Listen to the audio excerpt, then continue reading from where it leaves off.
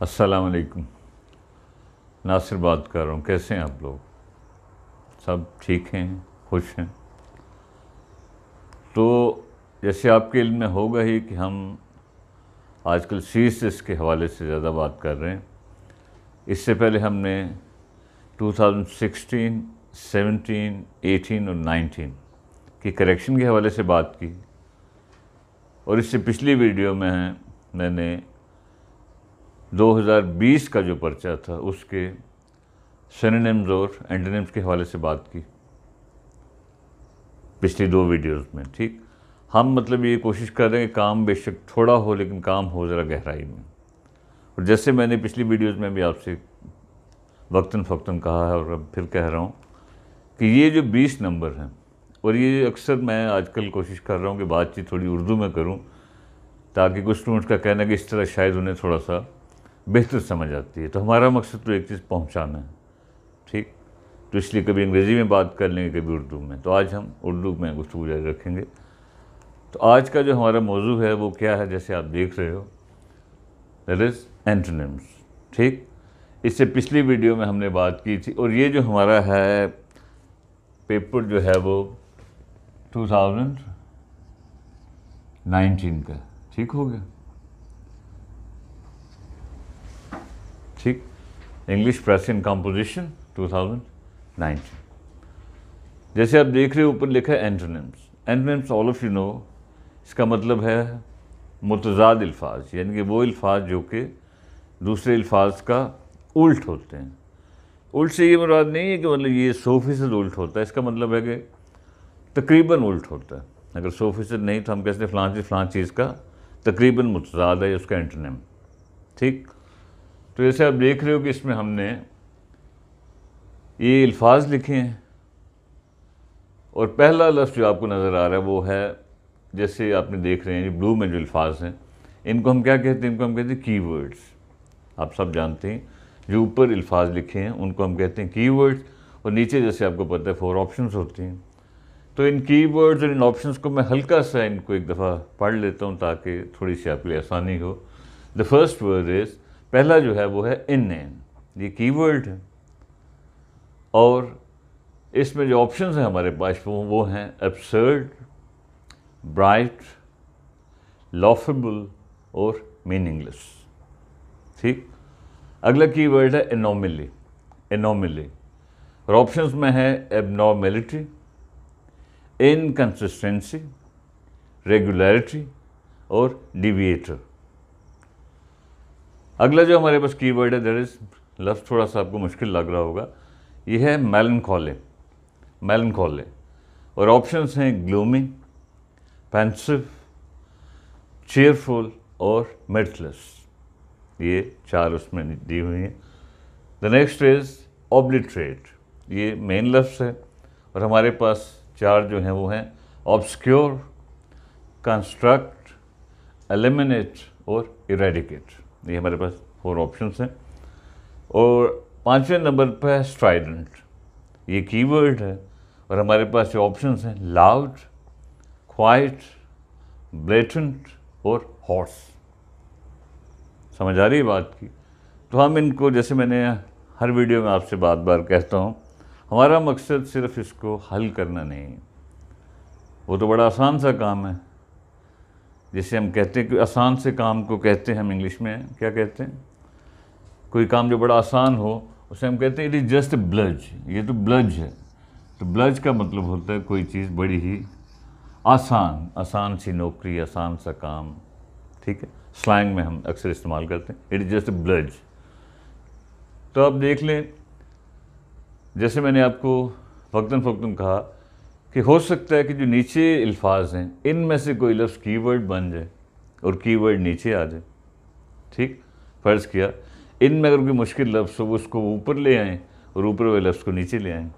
अगरचे जैसे आप देख रहे हो कि इसमें से ज़्यादातर जो अल्फाज हैं वो कोई इतने मुश्किल नहीं हैं, इसलिए कीवर्ड जो है थोड़ा सा मुश्किल लफ्ज़ होता है, तो इसलिए यहाँ तो कीवर्ड्स तकरीबन यही होंगे जो उन्होंने दिए हुए हैं। तो चलें बिस्मिल्लाह करते हैं। पहला लफ्ज़ है, कीवर्ड है इनएन, और ऑप्शंस आप देख रहे हो जैसे मैंने अभी पढ़ा। पहली है एब्सर्ड। एब्सर्ड का मतलब क्या होता है? बड़ा आम सा लफ्ज़ है, मतलब इसको भी फिर वही है कि फील करने की ज़रूरत है। इस वक्त मैं बात कर रहा हूँ नंबर 1 की। एब्सर्ड मीन्स आपके उस बंदे ने बड़ी ABSURD, एब्सर्ड मीन्स बड़े ही एक अजीबो-गरीब और बड़ा ही एक नामाकूल सा, हम कहते हैं उसका बड़ा एब्सर्ड बिहेवियर है, उसका बड़ा स्टूपिड सा, फजूल सा, ठीक। और ये लफ्ज़ इंग्लिश में है क्या? ये एक सिफ्त है, एडजेक्टिव है, ये एक सिफ्त है। कभी कभी इसका वो नाउन फॉर्म पूछ सकते हैं आपसे, वो है एब्सर्डिटी। एब्सर्डिटी का मतलब हुआ, जो भी आप इसका तर्जुमा कर लें, ये इसका नाउन फॉर्म है, ठीक। फजूलपन, स्टूपिडिटी, क्लियर। तो ये तो बड़ा, हम कहते हैं उसका बड़ा एब्सर्ड बिहेवियर है, बड़ा एब्सर्ड स्टाइल है बात करने का, बड़ा ही नापसंदीदा, नामाकूल। एब्सर्डिटी उसका नाउन फॉर्म है, वो कैफियत। तो मेरा ख्याल इसकी वजाहत की इतनी ज़रूरत नहीं। ब्राइट, स्कूल के बच्चों को भी पता है, ब्राइट साइड ऑफ समथिंग, किस चीज़ का, रोशन या उसका ब्राइटनेस जैसे हम कहते हैं, ब्राइट से, तो इसकी वजाहत की ज़रूरत नहीं। लॉफेबल, ये लफ्ज़ भी ज़ाहिर है बड़ा आम सा लफ्ज़ है। इसकी रूट आप सबको पता है, ये लफ्ज़ कहाँ से निकला है? लॉफ से। तो लॉफ हुआ हंसना, तो लॉफेबल उसका क्या है? उसकी सिफ्त बन गई, और क्या है? लॉफेबल मीन्स हम कहते हैं उसने बड़ी लॉफेबल बात की है, बड़ी, यानी कि वो चीज़ जिस पर कि हंसी आए।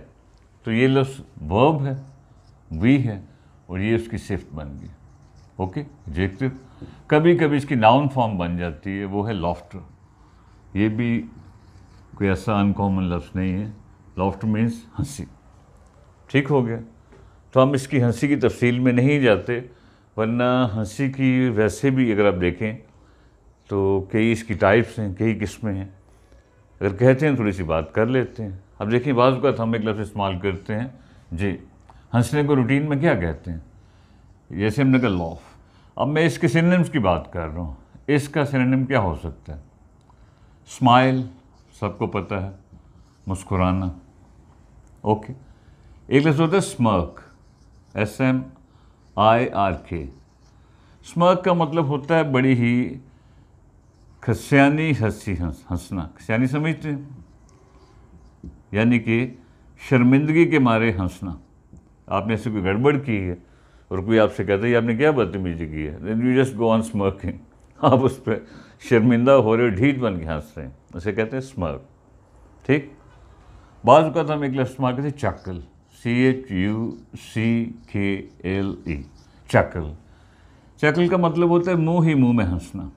मुँह ही मुँह में मुराद क्या हुई कि बाज़ का आप इतना खुल के नहीं हंस रहे होते हो, जैसे हाथ रख के इस तरह। हम कहते हैं यार, जब उसने ये बात की तो ऑल ऑफ देम स्टार्टेड चकलिंग, सब ने थोड़ा सा, ठीक है, मुँह ही मुँह में आप हंस रहे हैं, ठीक। और कभी कभी ये होता है कि ये चीज़ थोड़ी ज़्यादा हो जाती है, उसे हम कहते हैं चौटल। चौटल का मतलब होता है मुँह ही मुँह में हंसना, लेकिन बाज़ का इस अंदाज से कि जैसे थोड़ी सी उसमें आवाज़ सी भी आ जाए। जैसे होता है ना कि देखो you try to control your, आप उसको रोकने की कोशिश कर रहे हो, रोका जाता नहीं और आपके मुंह से कोई खींच इस तरह की आवाज़ आ जाती, उसे कहते हैं चौटल। तो इस तरह हंसी की बेशुमार टाइप्स हैं। तो ये जो मैंने लिखे हैं, ये इस लफ्ज़ लॉफ के सिनोनिम्स हैं। वो अलग बहस है कि ये अल्फाज तकरीबन सारे के सारे वर्ब्स भी हैं, नाउन्स भी हैं। बहरहाल बात लंबी हो जाएगी, इसको छोड़ देते हैं। अगला जो हमारे पास ऑप्शन है दैट इज़ मीनिंगलेस। तो मीनिंगलेस आप सबको पता ही है कि जिस चीज़ का कोई मतलब ना हो। हम कहते हैं ये सारी जो गुफ्तगू हुई है, सारा जो लेक्चर था, इट वॉज जस्ट, सारा लेक्चर मीनिंगलेस था, यानी कि बेकार था, उसमें फ़ायदा नहीं हुआ, ठीक। अब आप थोड़ा गौर करें और मुझे बताएं कि इसमें से इन एन का उल्ट क्या है। हाँ, फर्स्ट ऑफ ऑल पहले तो इन एन को तो क्लियर करें कि इन एन का मतलब क्या है। इन एन का भी मतलब जो है उर्दू में थोड़ा मुश्किल हो जाएगा। इसका मतलब समझ लें कि डल, जैसे वो चीज़ हम कहते हैं फलां से बिल्कुल इन एन है, कोई बंदा बड़ा इन एन है, बड़ा ही यानी कि बेवकूफ़, या इस तरह की कोई चीज़ कह लें। खाली, यानी कि जिसमें कोई ऐसी कोई चमक ना हो, कोई बिल्कुल एक डल सी चीज़, ठीक। और ये लफ्ज़ जो है क्या है इंग्लिश में जी, इन्हें आमतौर पर सिफ्त के तौर पर इस्तेमाल होता है एडजेक्टिव, ठीक। अब आप मुझे बताएं कि इसमें एब्सर्ड, ब्राइट, लॉफेबल और मीनिंगलेस में आंसर क्या बनेगा। ज़ाहिर है एब्सर्ड तो हो नहीं सकता, लॉफेबल की बात नहीं है, मीनिंगलेस की तुक कोई नहीं है। तो इन अगर एक डल सी चीज़ है तो उसका उल्ट हम एंटोनिम्स की बात करें, ज़ाहिर है ब्राइट। अगर एक बंदा इंडियन माइंड का है तो उसका बिल्कुल डल्स है, तो जो बंदा ब्राइट माइंड का है तो उसका बड़ा वो इंटेलिजेंट। क्लियर। अगला लफ्ज़ देखें, एनोमली। ये कीवर्ड है, पहले मैं इसका मतलब थोड़ा लिख देता हूँ। एनोमली का मतलब होता है कोई चीज़, हम कहते हैं जैसे पिछले कुछ एक दो वीडियो में भी इसका जिक्र आया है, इसका मतलब कोई बिगाड़, कोई, हम कहते हैं यार एनोमली कहाँ पे है, गड़बड़ कहाँ पे है, डिफेक्ट कहाँ पे है, बिगाड़ या गड़बड़। ऑप्शन हमारे पास क्या हैं? एबनॉर्मेलिटी, इनकंसिस्टेंसी, रेगुलरिटी और deviator. All the words are very simple, आसान है। एबनॉर्मेलिटी आप सबको पता ही है, एबनॉर्मल से हम अक्सर कहते हैं एबनॉर्मल, बल्कि इस लफ्ज़ की थोड़ी सी वजाहत इसलिए चाहिए कि अक्सर लोग जो लफ्ज़ एबनॉर्मल को जिस अंदाज से इस्तेमाल करते हैं वो असल में उसका मतलब होता नहीं। हम अक्सर कहते हैं फ़लाँ बंदा बड़ा एबनॉर्मल है और हम उसका मजाक उड़ा रहे होते हैं। हालांकि सही इंग्लिश में दो तीन चीज़ें हैं ना, एक हुआ नॉर्मल, एक हुआ सब नॉर्मल, ठीक हो गया जी, और एक हुआ एबनॉर्मल। ये तीन चीज़ें हैं जो कि हम अक्सर मिक्स कर देते हैं। नॉर्मल तो आप सबको पता है, जो चीज़ ठीक हो। सब का लफ्ज़ी मतलब होता है छोटा, तो सब नॉर्मल का मतलब होता है जो बंदा नॉर्मल ना हो। तो इसलिए जब हम किसी बंदे पे तनकीद कर रहे होते हैं कि तुम्हारा दिमाग है ही नहीं, तो एक्चुअली वी वांट टू से, हम असल में कहते हैं तुम तो सब नॉर्मल हो, तुम तो नॉर्मल से नीचे की चीज़ हो। ठीक। एबनॉर्मल का मतलब है नॉर्मल से हट के, यानी कि नॉर्मल से हट के। तो इसका ये आम तौर पे से मुराद ये होती है कि जो बंदा थोड़ा सा आम लोगों से थोड़ा सा मुख्तलिफ हो। जितने बड़े जीनियस किस्म के लोग हैं, ज़हीन किस्म के बड़े लोग हैं, all of them were abnormal, they were not सब नॉर्मल। और सब नॉर्मल नहीं थे, वो एबनॉर्मल थे। तो हम एबनॉर्मल से आमतौर पर मुराद लेते हैं जो बंदा पागल हो। हालांकि एबनॉर्मल का मतलब है जो बंदा नॉर्मल से हट के हो, जिसका IQ काफ़ी बाकियों से ज़्यादा हो। क्लियर। तो इसलिए इन दो अल्फाज को थोड़ा सा हमने क्लियर किया। एबनॉर्मेलिटी जो है, ये एबनॉर्मल एडजेक्टिव था और ये उसकी नाउन फॉर्म है। हम कहते हैं या उसके साथ कोई एबनॉर्मेलिटी है चल रही है, आम ज़ुबान में हम इससे मुराद लेते हैं उसमें के साथ उसका दिमाग भी ठीक नहीं है या उसमें कोई गड़बड़ है। लेकिन एबनॉर्मेलिटी जो है, अगर इस सेंस में लें कि एबनॉर्मल, अगर हम उस सेंस में लें नॉर्मल से हटा हो, तो एबनॉर्मेलिटी का मतलब एक बड़ी वो चीज़ भी हो सकती है, बड़ी ख़ास। हम कहते हैं ये जो एबनॉर्मेलिटी जिसे आप कह रहे हो, यही तो एक उसका कमाल है। लेकिन रूटीन में अक्सर जो है अल्फाज एबनॉर्मेलिटी से मुराद हम लेते हैं गड़बड़, ठीक, बिगाड़। इनकन्सिस्टेंसी, आपने ये लफ्ज़ सुना होगा, कंसिस्टेंसी। अक्सर हम कहते हैं इस चीज़ के लिए बड़ी कंसिस्टेंसी चाहिए, बड़ी तरतीब चाहिए। फ़लाँ बंदे की बैटिंग में कंसिस्टेंसी है, इसका मतलब वो मुसलसल अच्छी बैटिंग कर रहा है। इनकन्सिस्टेंसी का मतलब हुआ जब एक चीज़ में तरतीब ना हो। फ़र्ज़ किया एक बंदे ने एक मैच में डबल सेंचुरी कर दी और दूसरे में वो 0 पे आउट हो गया, ठीक है। फिर कभी उसने 100 कर दी और फिर वो जो है अचानक ही जो है 4 पे आउट हो गया। तो ये लफ्ज़ इनकन्सिस्टेंसी लफ्ज़ नाउन है, यानी कि इसको जो भी कह लें कि एक बेतरतीबी कह लें। तीसरा है रेगुलरिटी। ये लफ्ज़ रेगुलर से सबको पता है, हम कहते हैं कुछ रेगुलरिटी चाहिए, कुछ तरतीब चाहिए, ऑर्डर चाहिए। रेगुलरिटी का मतलब है ऑर्डर, अगर हम ऑर्डर से मुराद लें तरतीब, ठीक। और डिविएटर जो लफ्ज़ है, ये लफ्ज़ असल में बना है डिविएट से। और डिविएट की अब बेशुमार मीनिंग्स हैं। डिविएट का लफ्ज़ी मतलब होता है कि थोड़ा सा एक चीज़ से हटना। हम कहते हैं यार हम लोग पढ़ पढ़ के बहुत थक गए हैं, तो we just want to deviate for some time. हम चाहते हैं थोड़ी तवज्जो हटाएं, रूटीन से हट के कुछ करें।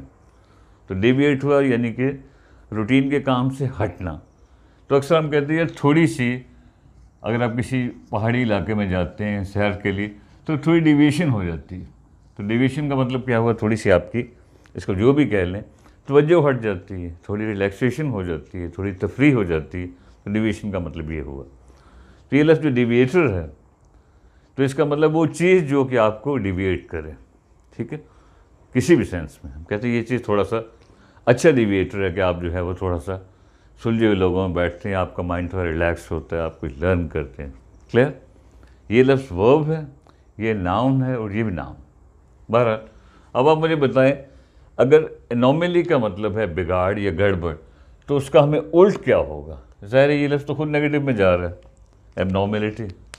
रूटीन में मैंने गुजारिश की कि चलता ही नेगेटिव में, इनकन्सिस्टेंसी भी नेगेटिव है, डिविएशन इज़ समथिंग डिफरेंट, उसका इससे ताल्लुक़ नहीं है। तो बिगाड़ में ये है कि चीज़ों में एक तरतीब नहीं है, ठीक है? एक चीज़ बस चली है, फिर रुक गई है, फिर चलिए, तो फिर इसका उल्ट क्या होगा? ज़ाहिर आप खुद अंदाज़ा लगा सकते हैं, इसका उल्ट है रेगुलरिटी, कि when things are in order, चीज़ें तरतीब में जा रही हैं। क्लियर? अगला लफ्ज़ है मेलनकॉली। लफ्ज़ थोड़ा सा मुश्किल है, लेकिन CSS लेवल पे ये ऐसा रूटीन का लफ्ज़ है। मेलनकॉली का मतलब होता है इंतहाई उदासी, लेकिन उदासी भी नहीं बल्कि बिल्कुल ही जैसे ना कि आप, अल्लाह माफ़ फरमाए, जैसे किसी की वालदा फौत हो जाती है, तो उस वक्त जो बंदे का हाल होता है कि बिल्कुल उसको समझ नहीं आ रही होती कि वो उसका चेहरा और हर चीज़, इंतहाई उदासी वाली कैफियत, मेलनकॉली। ये कीवर्ड ग्लूमी लफ्ज़ है, इसका मतलब है उदास। ठीक, ग्लूमी का मतलब है उदास। अगर आप थोड़ा सा इजाज़त दें तो इस लफ्ज़ को थोड़ा सा फैला लें, क्योंकि अक्सर इसके सिनोनिम में पूछ लेते हैं। इस वक्त हम बात कर रहे हैं किसकी? नंबर 3 की। ठीक, ग्लूम किसे कहते हैं? ग्लूम, ये हम बात करें नंबर 3 की। ग्लूम कहते हैं, इसका लफ्ज़ी मतलब तो है कि वो वक्त जब रात हो रही होती है। हम कहते हैं यार ग्लूम टाइम है, घर चलना चाहिए। इसका मतलब जब समझ लें कि रात होने से पहले का जो मगरिब के आसपास का टाइम है, उसे कहते हैं ग्लूम। ठीक हो गया। इस ग्लूम को अगर थोड़ा सा मैं बदल दूं तो हो जाएगा ग्लूमी। ग्लूमी का लफ्ज़ी मतलब क्या हुआ? अगर मौसम ग्लूमी है तो इसका मतलब थोड़ी तारीकी वाली कैफियत। ठीक है, हम कहते हैं ग्लूमी सा माहौल बन रहा है, यानी कि थोड़ा सा तारीकी या जैसे धुंधलका सा आ रहा है। ठीक, ग्लूमी का लफ्ज़ी मतलब क्या हुआ जी? तारीक। लेकिन आमतौर पर जब हम किसी इस लफ्ज़ को इससे ज़्यादा इस सेंस में इस्तेमाल करते हैं, हम कहते हैं यार मैं आपके दोस्त से मिला था, तो अगर मैं गलती पे नहीं तो he was looking a bit gloomy. इसका मतलब वो थोड़ा सा बुझा बुझा लग रहा था, उदास। तो इसका जो ज़्यादा मीनिंग चलता है वो क्या है? उदास, बुझा हुआ। ठीक, अगर हम इसका कोई पैरेलल सिनोनिम लिखने की कोशिश करें, ये एंटोनिम्स की बात नहीं कर रहा, मैं सिनोनिम की कर रहा हूँ, वो है फ्रेंड्स सलन। सलन का मतलब होता है खफा, रूठा हुआ, बुझा हुआ। या कभी कभी हम कहते हैं क्रेस्ट फॉलन। क्रेस्ट कलगी को कहते हैं, जिसकी कलगी गिरी हो, यानी कि इसका मुंह बना हो। ठीक है ना, हम कहते हैं उसकी बूथी बनी हुई है, क्रेस्ट फॉलन। ठीक, इस तरह एक लफ्ज़ है चैप। चैप मुंह को कहते हैं, तो चैप फॉलन अगर हम कहें, इसका मतलब है उदास, बुझा हुआ। मैं इसके सिनोनिम्स लिख रहा हूँ, ये एंटोनिम्स नहीं है। या कभी कभी एक बंदा बहुत ज़्यादा उदास हो, हम कहते हैं यार मैं उससे मिला तो बड़ा ही लग्यूब्रियस लग रहा था। इसका मतलब इंतहाई मलूल। मलूल शायद आप समझते हो कि नहीं, बिल्कुल ही जैसे माँ मर गई हो किसी की, इंतहाई उदास। तो ये जो अल्फाज हैं ये सारे एडजेक्टिव्स हैं। ठीक हो गया, ये वाला नाउन था। तो इसे थोड़ा सा कोशिश करें, वोकैब को थोड़ा सा फैलाने की कोशिश करें, इसको सॉल्व करना इज़ नॉट आवर टारगेट। तो ग्लूमी हो गया, उदास। पेंसिव का लफ्ज़ मतलब क्या है? सोच में डूबा हुआ, थॉटफुल। थॉटफुल का मतलब होता है सोच में डूबा हुआ। हम कहते हैं मैं स्पेशली जब कोई आपके साथ कोई मसला चल रहा हो कुछ तरह, हम कहते हैं यार मैं उससे मिला तो वो बड़े पेंसिव मूड में लग रहा है, जैसे वो बड़ी की सोचों में गुम है, या जैसे अल्लाह माफ़ करे परेशानी है, उस वक्त जो कैफियत बनती। पेंसिव मीन थॉटफुल, सोच में डूबा हुआ, स्पेशली किसी प्रेशर की वजह से। क्लियर? चेयरफुल आपको सबको पता ही है, बड़ा ही खुश। मिर्थलेस, मिर्थ कहते हैं खुशी को, ठीक है, हैप्पीनेस को। तो मिर्थलेस क्या हुआ? खुशी के बगैर। तो इस अल्फाज की कोई इतनी वजाहत नहीं चाहिए। मेलनकॉली जैसे मैंने कहा, इसका मतलब है इंतहाई उदासी वाली। Asif are you? इंतहाई उदासी वाली कैफियत, मेलनकॉली। ठीक, कभी कभी वो इस लफ्ज़ को थोड़ा सा बदल देते हैं। मेलनकॉली के बजाय फ़र्ज़ के वो दे देते हैं मेलनकॉलिक। हम कहते हैं जब मैं उस बंदी से मिला, उससे मुलाकात हुई तो वो थोड़ा मेलनकॉलिक लग रहा था। ये उदासी है तो ये उदास हो गया, ठीक है। ये नाउन है और ये एडजेक्टिव है, सिंपल सी बात। अब आप मुझे बताएं मेलनकॉली अगर इंतहाई उदासी को कहते हैं तो ये तो इसका सिनोनिम है, ये तो नहीं हो सकता, नहीं हो सकता ना। ये भी तकरीबन सिनोनिम टाइप बन रहा है। और मिर्थलेस का मतलब होता है खुशी के बगैर, यानी कि एक लिहाज से उदास टाइप। तो फिर हमारे पास लफ्ज़ क्या रह गया? Happy, cheerful. ये हमारा आंसर, ठीक है। इसलिए बात को आंसर टिक करने में कभी गलती भी हो सकती है, आप अपना कॉन्सेप्ट ठीक रखें। आपको पता है ये लफ्ज़ है, ये इसका फ्ला है, और उसको करने में। The next word is obliterate. Obliterate क्या होता है? किस चीज़ का आहिस्ता आहिस्ता क्या हो जाना, ख़त्म करना या ख़त्म होना। हम कहते हैं फ़लाँ चीज़ जो है वो क्या हो गई है? ऑब्लिटरेट हो गई है। ख़त्म करना या ख़त्म होना, ये लफ्ज़ वर्ब है, ठीक। और हमारे पास जो अल्फाज हैं वो है ऑब्सक्योर, कंस्ट्रक्ट, एलिमिनेट और इरेडिकेट। अब देखिए ऑब्सक्योर लफ्ज़ थोड़ा सा अनकॉमन है। ऑब्सक्योर का मतलब क्या होता है? इसका लफ्ज़ी मतलब है छुपा हुआ। ये नंबर 4 की बात कर रहा हूँ। ऑब्सक्योर मीन्स छुपा हुआ, जो चीज़ सामने ना हो, ठीक। और इसकी नाउन फॉर्म में ऑब्सक्योरिटी। ऑब्सक्योरिटी का मतलब है छुपी हुई कैफियत। ये नाउन है और ऊपर एडजेक्टिव था। वो अलग बात है कि इन अल्फाज को बाज़ वक़्त हम थोड़ा गहराई में जब लेके जाते हैं, हम कहते हैं यार वो फ़लाँ बंदा एक ज़माने में बड़ा पॉपुलर था, नाउ डेज ही और she has gone in obscurity. वो ऑब्सक्योरिटी में चला गया, इसका मतलब कहीं गुमनामी में चला गया, या एक लिहाज से खो गया कहीं, ठीक है। ये मतलब ऑब्सक्योरिटी को आप कह सकते हैं गुमनामी या गुमनामी वाली कैफियत, ठीक। या ऑब्सक्योर का मतलब ये भी होता है कि जो चीज़ यानी कि सामने नज़र ना आए, वाज़ेह ना हो एक लिहाज से, ओके। अब अल्फाज को देखें। कंस्ट्रक्ट आम सा लफ्ज़ है, कोई चीज़ बनाना, तामीर करना, ठीक। कोई चीज़ पॉजिटिव अंदाज से यानी कि सोचना, उस सेंस में भी हम कहते हैं। एलिमिनेट होता है किसी चीज़ को ख़त्म करना। आप सबको पता है, हम कहते हैं फ़लाँ चीज़ आहिस्ता आहिस्ता एलिमिनेट हो गई है, ख़त्म करना या ख़त्म होना। रेडिकेट भी इसी सेंस में इस्तेमाल होता है कि इस चीज़ को ख़त्म करना, स्पेशली उसको अपरूट कर देना। आप कहते हैं फ़लाँ चीज़, ये करप्शन को रेडिकेट कैसे करें, ठीक हो गया। तो अगर आप थोड़ा सा गौर करें, ऑब्सक्योर में छुपा हुआ, कंस्ट्रक्ट मीन्स कोई चीज़ बनाना, एलिमिनेट मीन्स किसी चीज़ को ख़त्म करना, और रेडिकेट मीन्स किसी चीज़ को अपरूट करना, बिल्कुल ही ख़त्म कर देना। अब देखिए, अब इसका जो हमें एंटोनिम चाहिए। ऑब्सक्योर का इससे कोई ताल्लुक़ नहीं बन रहा, इसको छोड़ लें। एलिमिनेट और इरेडिकेट, ये आप देख रहे हो, ये तो इसके सिनोनिम्स हैं, ये तो मिलते जुलते अल्फाज हैं ना। ऑब्लिटरेट होगी, एलिमिनेट होगी, तो वी आर लेफ्ट विद, हमारे पास एक ही लफ्ज़ लग गया कंस्ट्रक्ट। कंस्ट्रक्ट में कोई चीज़ बनाना, तामीर करना, तो ये इसका एंटोनिम होगा, ठीक। और इसमें अगला देखें, स्ट्राइडेंट।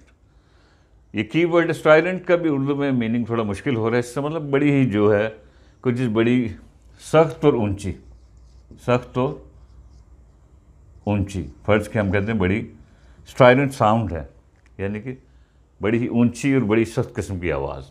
अब देखिए इसमें ये मतलब हम वैसे भी लफ्ज़ सिफ्त है, नाउन नहीं।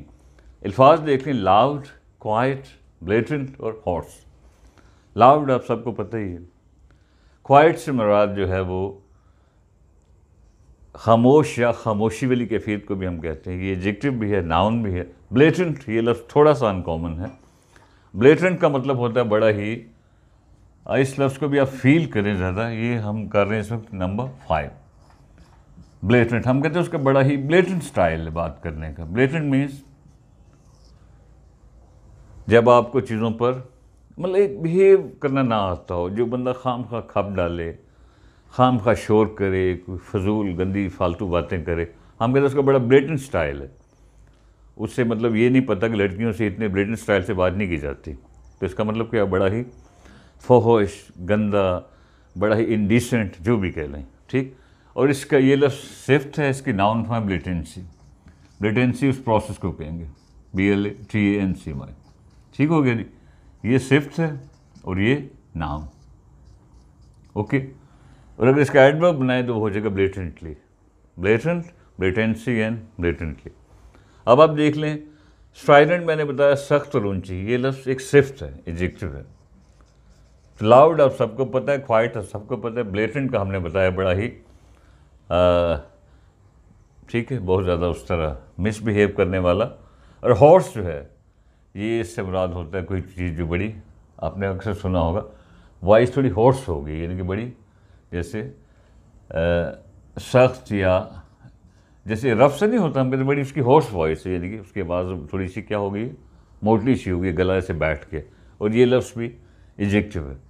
अब आप मुझे बताएं, स्ट्राइडेंट अगर है कि स्ट्राइडेंट का मतलब है हाई एंड लाउड, ऊंची और सख्त, तो लाउड तो इसका आंसर होने से रहा, क्वाइट को हम छोड़ देते हैं।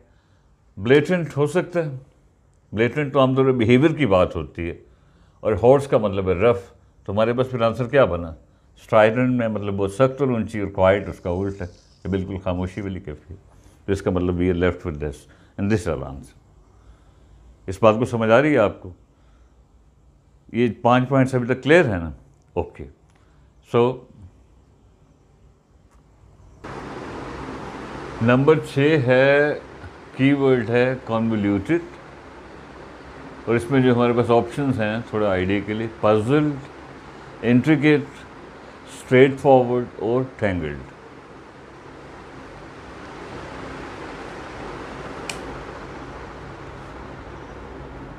नंबर 7 इज एनफ्रेंचाइज, कीवर्ड है, ऑप्शंस हैं एम्पावर, रेस्ट्रेन, लिबरेट और नेचुरलाइज। नंबर 8 इज डीनिग्रेट, ये कीवर्ड है, ऑप्शंस हैं नंबर 1 कॉम्प्लीमेंट, डिफेम, सरेंडर और इम्पन। नंबर 9 पे जो कीवर्ड है वो है सैल्यूटरी, सैल्यूटरी, और ऑप्शंस हैं ए इज़ बेनिफिशियल, बी है साउंड, सी है अनहेल्दी और डी है होलसम।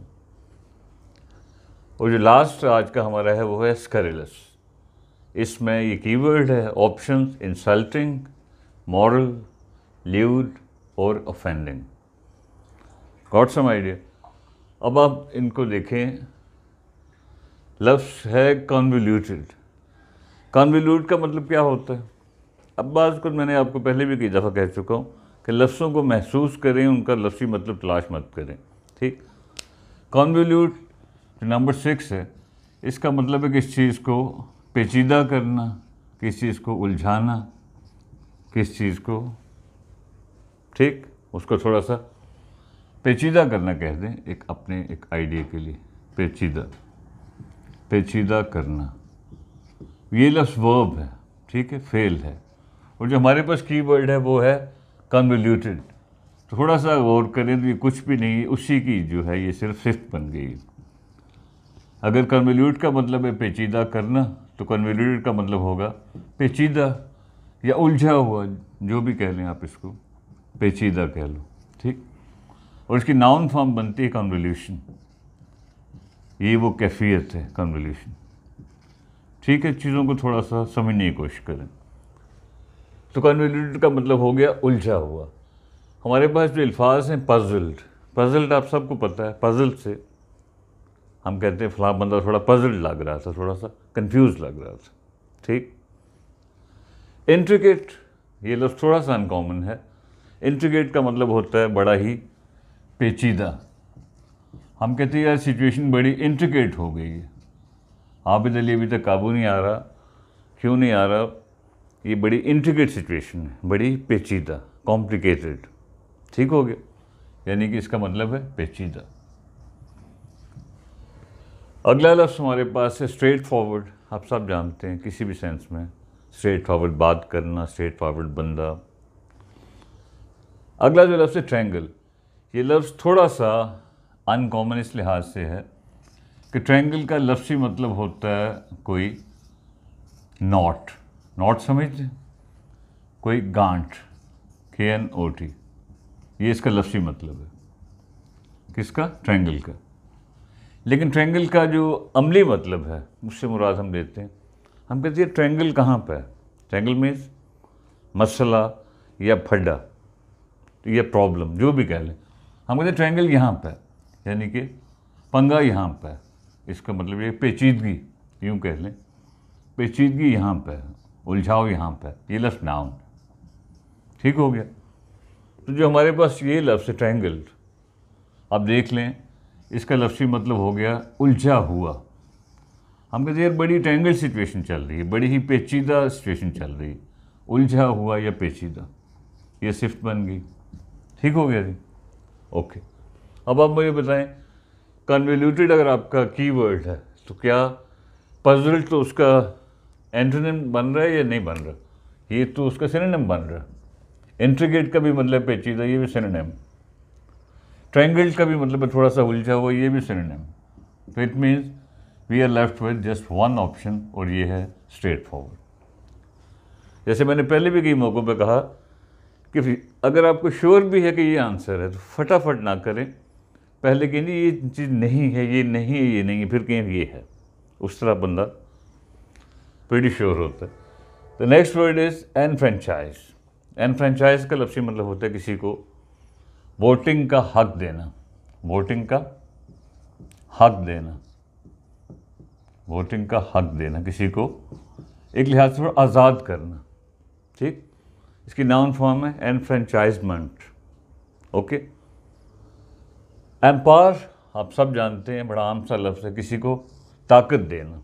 अक्सर कहते हैं जी वुमेन एम्पावरमेंट, ख़वातीन को यानी कि आप ताकत दें, उनको उनके राइट्स दें या उनको रूल करने की अगर सलाहियत है उनको मौका दें, तो ये इसका एक लिहाज से सिनोनिम हो गया।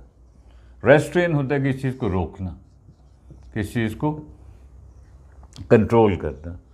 तो रेस्ट्रेन का कोई पैरालफ्स अगर आपके जहन में आ रहा हो, रेस्ट्रेन मतलब किस चीज़ को, हम अक्सर कहते हैं यार देखो ये ज़िंदगी 4 दिन की है, इसमें बहुत ज़्यादा याशी अच्छी नहीं, रेस्ट्रेन योरसेल्फ, इसका मतलब खुद को थोड़ा सा कंट्रोल करो, खुद को थोड़ा।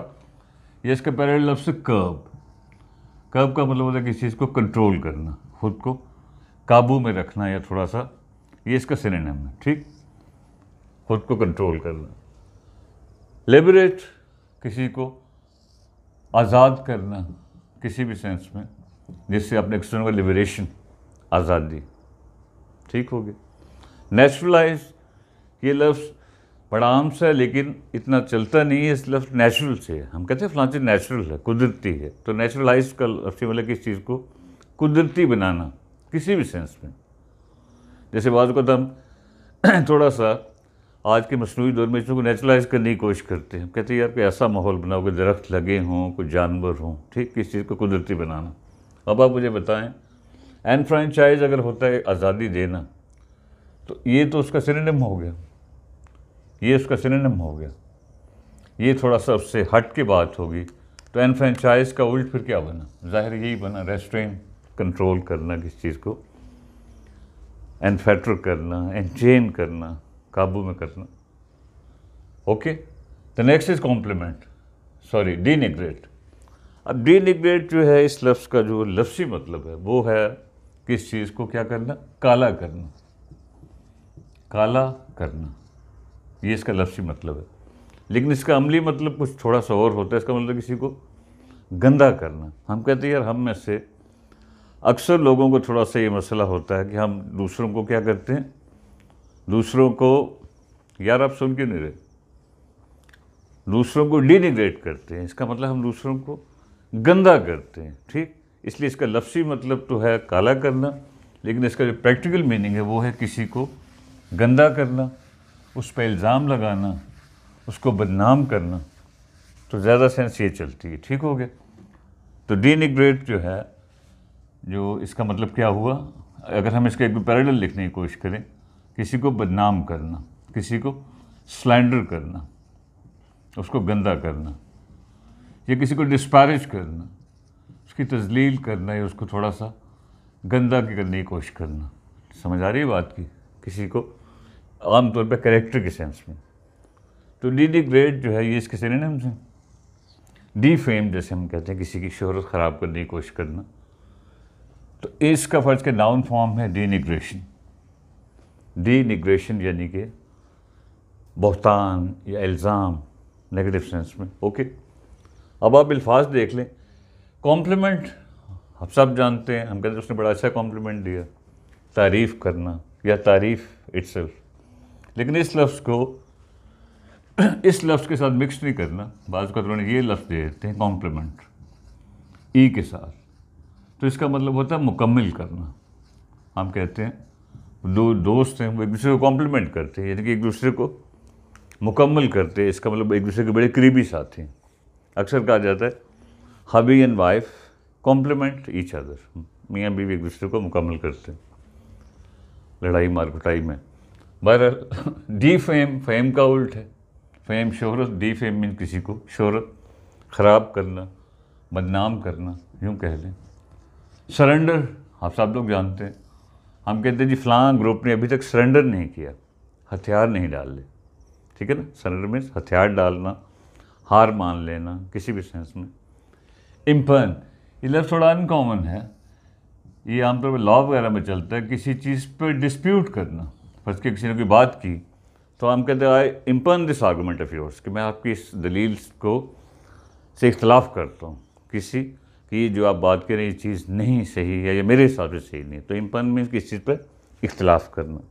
अब आप मुझे बताएं, डिनिग्रेट का मतलब है काला करना, तो इसमें अगर आप इस लफ्ज़ को छोड़ दें, डिफेम तो उसका क्या हुआ, सिनोनिम हुआ, इसको छोड़ दें। सरेंडर जो है इसका ताल्लुक कोई नहीं, इसको छोड़ दें। इम्पन क्या होता है, किसी चीज़ को इख्तलाफ करना, ये भी थोड़ा सा दूर जा रहा है। तो हमारे पास एक ही लफ्ज़ है। डिनिग्रेट में आप you are trying to defame, दूसरे को बदनाम कर रहे हैं, स्लैंडर कर रहे हैं, बहतान लगा रहे हैं, और इसमें आप उसकी तारीफ़ कर रहे हैं। ठीक हो गया। The next is salutary. ये लफ्ज़ थोड़ा अनकॉमन है, ऑप्शंस हैं बेनिफिशियल, साउंड, अनहेल्दी और होलसम। सैल्यूटरी वो चीज़ होती है जो कि इसे कहने के मतलब ये है कि सेहत अफजा, यानी कि सेहत के एतबार से जो चीज़ अच्छी हो, ठीक है, हेल्दी के सेंस में। ये लफ्ज़ एडजेक्टिव है। बेनिफिशियल आप सबको पता है, फ़ायदेमंद, छोड़ दें इसको। साउंड का मतलब क्या है, साउंड जी, साउंड जैसे अक्सर हम कहते हैं साउंड माइंड में, यानी कि बड़े होश में है। कभी कभी हम इसको वर्ब बना देते हैं, हम कहते हैं whatever you are saying it doesn't sound good, ये कोई ठीक महसूस नहीं हो रहा। अनहेल्दी आप सबको पता है, जो चीज़ सेहत के एतबार से ठीक ना हो।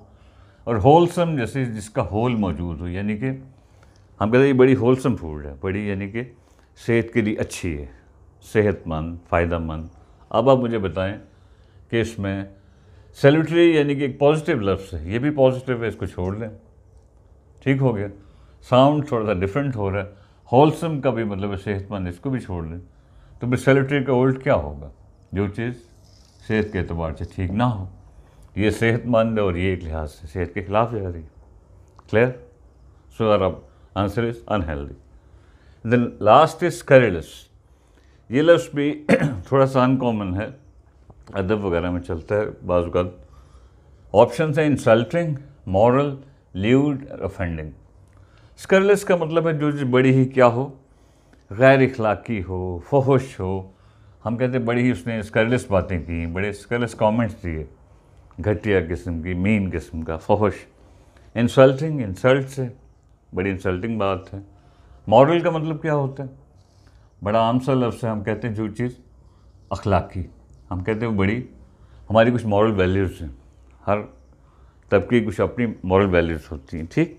यानी कि मॉरल से मुराद वो भी है कोई अखलाकी नतीजा या अखलाक के मुतालिक, एडजेक्टिव भी है, नाउन भी है। ल्यूड का मतलब क्या होता है, जैसे ये लफ्ज़ थोड़ा सा नेगेटिव है। ल्यूड मीन्स इसका बिल्कुल ही मीनिंग नेगेटिव सेंस में होता है, क्या, बड़ा ही, ल्यूड का मतलब बॉड, फॉर, घटिया या इस तरह, लेचरस, बड़ा ही, हम कहते हैं उसको बड़ा ल्यूड कैरेक्टर है, बड़ा ल्यूड आदमी है, घटिया किस्म का, specially in the sense of जब बंदा बहुत ज़्यादा सेक्स वगैरह में इन्वॉल्व हो या उस तरह, ठीक। तो ल्यूड की भी नेगेटिव टोन है। Offending is from offend. Offend क्या होता है, किसी को गुस्सा दिलाना, ठीक। हम कहते हैं यार उसने डोंट ऑफेंड मी, इसका मतलब मुझे तैश मत दिलाओ, ठीक है। ऑफेंड से ऑफेंस बना हुआ जैसे, पर ऑफेंडिंग यहाँ मुराद है कि बड़ी जो चीज़ आपको यानी खफा करे, नाराज़ करे, हम कहते हैं उसने बड़ी ऑफेंडिंग बात की है, बड़ी नाराज़ करने वाली, खफा करने वाली। अब आप देख लें, इसमें स्कैरिलस का मतलब है फहश, इंतहाई फहश। अब आप देख लें, हमें इसका उल्ट चाहिए। इंसल्टिंग जो है ये तो खुद नेगेटिव इसकी टोन है, ये तो नहीं हो सकता। ल्यूड की भी बिल्कुल मीनिंग इंतहाई घटिया, ये नहीं हो सकता। ऑफेंडिंग की भी नेगेटिव टोन है, ये नहीं हो सकता। तो we are left with just one option and that is moral. तो स्कैरिलस का एक लिहाज से मीनिंग हो गया इमोरल, गैर इखलाकी, या तो इसका उल्ट बन रहा है कि नहीं। तो हमने हमेशा इसमें ऑप्शन में पकड़ना है किस ऑप्शन को जो कि मतलब out of the given. Sometimes option is not 100%, but we say out of the given, it's the best one. So this was for today. Thank you very much. See you very soon.